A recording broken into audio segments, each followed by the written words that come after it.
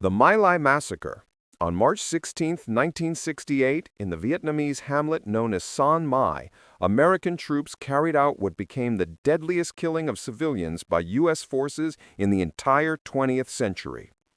Between 347 and 504 unarmed villagers, mostly women, elderly people, and children, were slaughtered.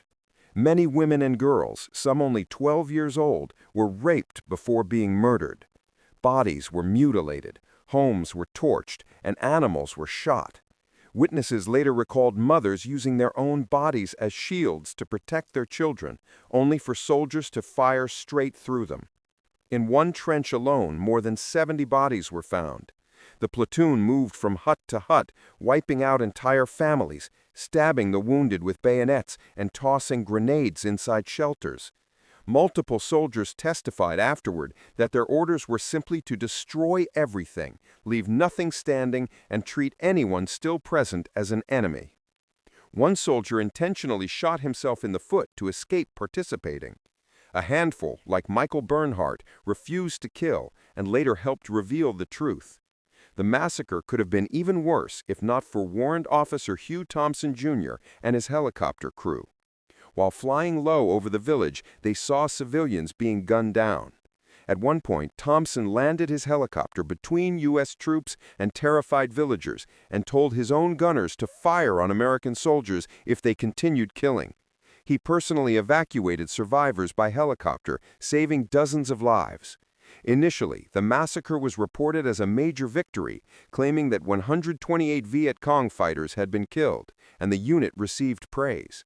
Higher-ranking officers then attempted to conceal what actually happened, but after veterans like Ronald Ridenhour spoke publicly and journalist Seymour Hersh investigated the case, the world learned the truth. When photographs finally emerged showing women, children, and infants piled in ditches, the lies collapsed. In the end, 26 soldiers were formally charged, but only one man, Lieutenant William Kelly, was found guilty. He was convicted of murdering 22 villagers and originally sentenced to life in prison. But after President Nixon intervened, Kelly served only about 3.5 years under house arrest. Captain Medina, accused of issuing the orders, was acquitted, and nearly everyone else escaped any serious consequences. Survivors, many of whom were children at the time, lived with the trauma for decades. One recalled, "My entire family was killed. They threw me into a ditch overflowing with bodies. I was covered in blood and pieces of brains." The Haditha Massacre. On the morning of November 19, 2005, in the Iraqi city of Haditha, a roadside bomb exploded under a U.S. Marine convoy. One Marine died instantly, and 2 others were seriously wounded. Within hours, this event spiraled into one of the most infamous incidents of the Iraq War. The Marines executed 5 unarmed men who had been pulled from a taxi and ordered to stand by the road. Then they moved into nearby homes. Inside were entire families, elderly grandparents, parents, and small children, some barely a year old. Despite this, 19 civilians were killed inside their houses, most shot at close range in the chest or the head. By the end of the day, 25 unarmed civilians lay dead, including a 3-year-old child, the youngest victim. The Marine Corps' first public statement was false, claiming that 15 civilians had been killed by the bomb and 8 insurgents died during a firefight. But an Iraqi human rights investigator filmed the aftermath: bullet-pocked walls, blood-soaked floors, and the bodies of women and children with gunshot wounds, not blast injuries. A journalist from Time magazine began digging further and confirmed with hospital doctors that none of the victims showed signs of a bomb explosion, only close-range gunshots. A 9-year-old survivor said she watched her grandfather shot first in the chest, then in the head, followed by her grandmother. The investigation dragged on for years. At first, 8 Marines were charged, but one case after another fell apart. Some Marines were granted immunity in exchange for testimony, while others had their charges dropped entirely. By 2008, almost all accusations had disappeared, and the only Marine punished was Frank Wuterich. He admitted to negligent dereliction of duty, was demoted, lost pay, but spent no time in jail. For many Iraqis, this outcome was devastating. Families who had lost multiple relatives in a single morning watched 6 years of military proceedings conclude without a single Marine imprisoned. Survivors described the massacre as a crime against humanity. Lawyers urged international courts to step in. Meanwhile, the U.S. military paid $38,000 in compensation to some families. The Samar campaign. Kill everyone over the age of 10.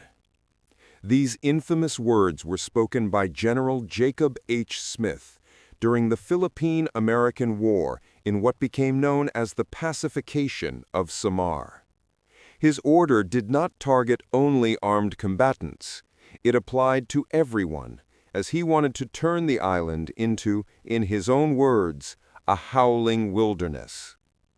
Tensions were already extremely high.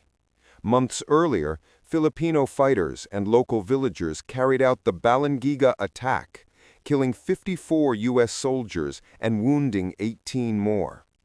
In response, the U.S. government sent Smith to Samar, where he made it clear he wanted no prisoners taken and ordered the killing of anyone considered capable of fighting. When Marines asked what capable of bearing arms meant, Smith clarified that it applied to boys as young as 10 years old. Major Littleton Waller, who led the Marines, partially resisted these orders and told some of his officers not to target women and children. Still, over an 11-day span, he reported burning 255 homes and killing 39 people. Civilians saw their towns destroyed, their food burned, and their livelihoods erased. Estimates suggest that between 2,000 and 2,500 civilians may have died during the campaign. The operation became notorious once reports reached the United States.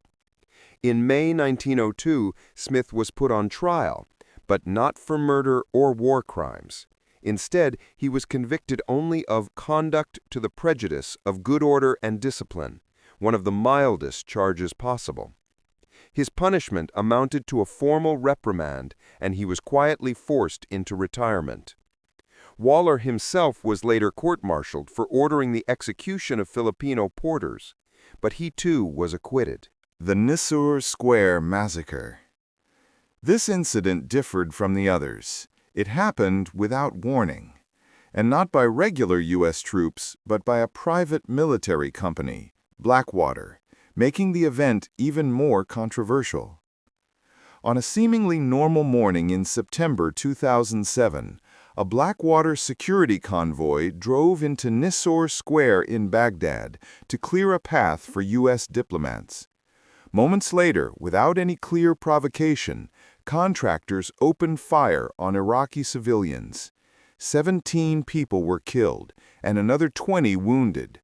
Some victims were shot while still sitting in their cars.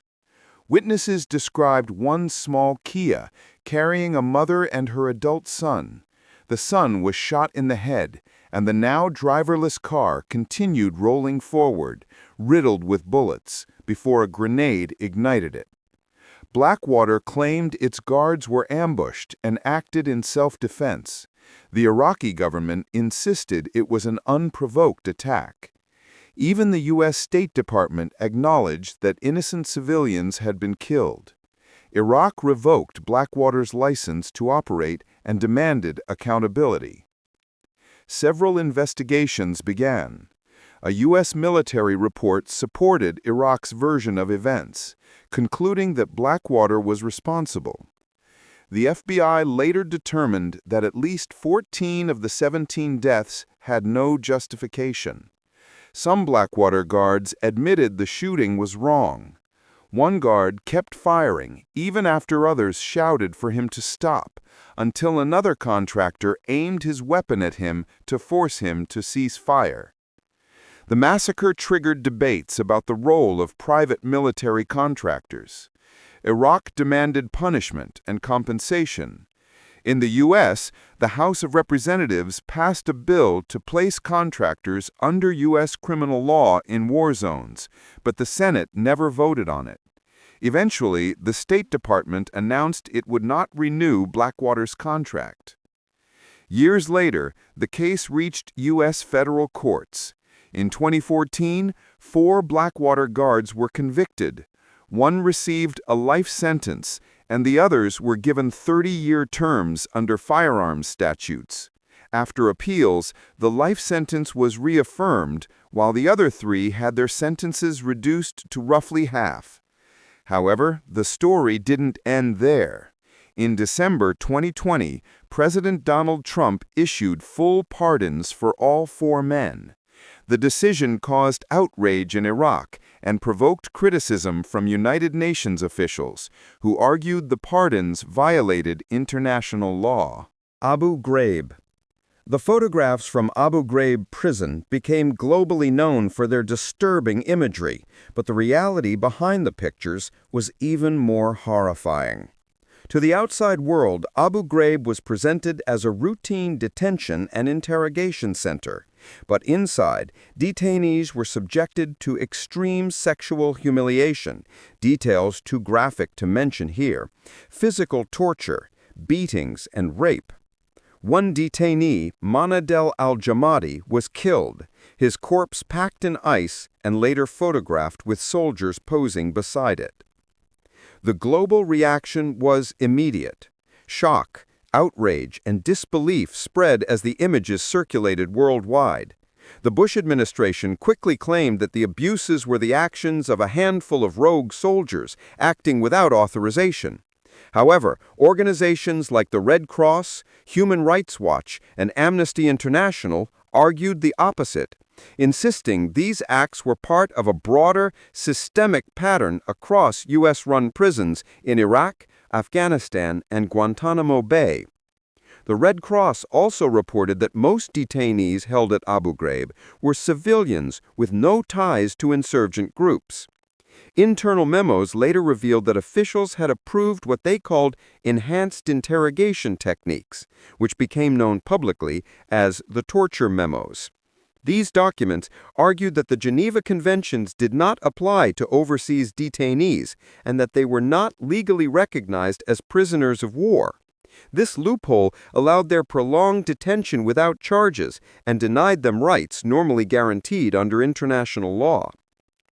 Other classified orders showed Lieutenant General Ricardo Sanchez authorizing the use of dogs, extreme temperatures, reversed sleep cycles, and sensory deprivation. Inside the prison blocks, detainees were stripped naked, forced into degrading positions, scared with attack dogs, hit, shackled in painful stress poses, denied sleep and warmth, and coerced into sexual acts. Brigadier General Antonio Taguba documented cases of prisoners being sodomized with chemical light sticks. Others described acid poured onto their skin, being dragged by ropes tied to their genitals, and being taunted and mocked by guards. Manadel al-Jamadi's death was ruled a homicide, yet no criminal charges were filed in connection with his killing. At the same time, 36 detainees were killed by insurgent mortar strikes on the prison, a violation of the Geneva requirement that prisoners must not be held in active combat zones. In 2006, the U.S. Supreme Court ruled that the Geneva Conventions did indeed apply. As a result, 17 soldiers and officers were removed from their positions, while 11 were court-martialed. Sentences varied. One soldier received 10 years, others got 3, some received only reprimands or demotions. Private contractors, such as CACI Premier Technology, also came under scrutiny. In 2024, a U.S. jury found the company liable for conspiring with military police to soften up detainees, awarding $42 million in damages to 3 former prisoners. The jury concluded that CACI interrogators facilitated the abuse, even if they did not personally carry it out. Operation Speedy Express. This was one of the Vietnam War's most brutal and controversial U.S. operations. The scale of civilian casualties becomes clearer when you learn that the military reported 11,000 enemy dead, but recovered only 750 weapons from the bodies. Operation Speedy Express, conducted from December 1968 to May 1969 under Major General Julian Ewell, had the stated goal of destroying Viet Cong bases, cutting supply routes, and reasserting U.S. control over the Mekong Delta, a region known as a stronghold of the insurgency. On paper, the mission looked like a massive victory. Only 242 American soldiers died, while the enemy allegedly suffered 11,000 fatalities, giving a staggering kill ratio of 45-1. But those numbers concealed something far darker. The fact that only 750 weapons were recovered strongly indicates that thousands of those killed were likely unarmed civilians. The Army's own Inspector General later estimated that between 5,000 and 7,000 civilians were killed during the operation. The campaign relied heavily on overwhelming firepower. Helicopter gunships, fighter jets, and floating artillery barges, all used in densely populated regions. Entire villages were effectively turned into free fire zones. Highly decorated Commander David Hackworth later admitted, "A lot of innocent Vietnamese civilians got slaughtered because of Ewell's race to rack up the highest body count in the region." Survivors and witnesses described entire communities wiped out, with civilians gunned down from the air as they fled. A Viet Cong officer explained, "Most of those killed were civilians because they ran. We soldiers stayed in position." Rumors and reports of atrocities surfaced as early as 1969, but they were overshadowed by the My Lai massacre. In 1972, Newsweek published a detailed investigation titled Pacification's Deadly Price, written by Kevin Buckley and Alexander Shimkin. They interviewed villagers and examined hospital records. In one provincial hospital, they found that 3 out of 4 civilian injuries treated came from U.S. firepower, not Viet Cong attacks. The Wounded Knee Massacre. During the early weeks of the Korean War, one of its darkest episodes unfolded in the summer of 1950 near a railroad bridge by the village of Wounded Knee. U.S. commanders feared that North Korean soldiers were disguising themselves as civilians and issued orders to block refugee movements. Declassified files later revealed that some commanders went further, authorizing troops to fire on civilian groups approaching U.S. lines. Then the disaster began. Waves of South Korean refugees fleeing the advancing North Korean army reached American positions. They were stopped, searched, and gathered near the railway embankment at Wounded Knee. U.S. aircraft then strafed them with machine guns. Survivors said ground troops soon opened fire as well, forcing hundreds of civilians, mostly women, children, and the elderly, to cram inside the stone culverts beneath the bridge. For 3 days, those trapped under the bridge endured unimaginable terror. Families huddled together as gunfire tore through the tunnels. Parents shielded children with their bodies. Survivors recalled stacking the dead to create makeshift barriers, drinking from a stream that had turned red with blood, and watching their loved ones die beside them. The number of victims has been debated for decades. Survivors claimed around 400 people were killed, while U.S. veterans gave estimates ranging from dozens to several hundred. A South Korean government investigation was able to confirm 163 dead or missing by name, plus 55 wounded, and concluded that the real toll was likely around 250 to 300. Nearly half of the confirmed victims were children. For decades, the truth was buried.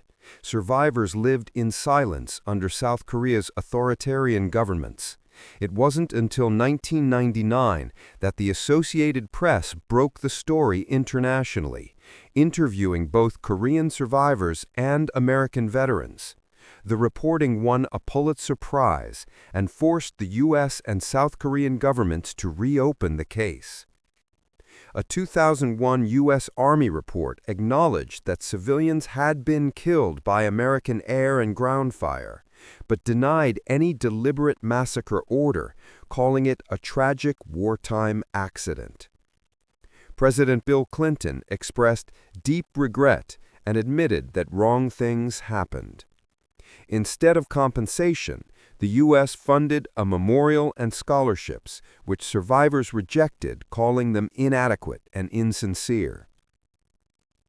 South Korea's own investigators reached a harsher conclusion, that there had almost certainly been orders to fire on refugees. They pointed to missing military records, consistent testimony, and existing orders from the time instructing troops to treat refugees as potential enemy agents. Later released documents strengthened this. One key letter, dated July 26, 1950, from the U.S. ambassador in Seoul, stated that U.S. forces had adopted a policy of firing on refugee groups approaching American lines. This and other incriminating documents were absent from the Army's official report, raising accusations of a cover-up. The No-Gun-Ri revelations triggered deeper investigations in South Korea, uncovering 200-plus additional cases of alleged killings of civilians by U.S. forces in the early war years, including bombings of refugee columns and mass executions. The Sand Creek Massacre. On November 29, 1864, U.S. troops under Colonel John Chivington approached a camp of Cheyenne and Arapaho people along Sand Creek. Chief Blackkettle had moved his community there after being told it was a safe location. He even raised a U.S. flag with a white flag beneath it to signal peaceful intentions.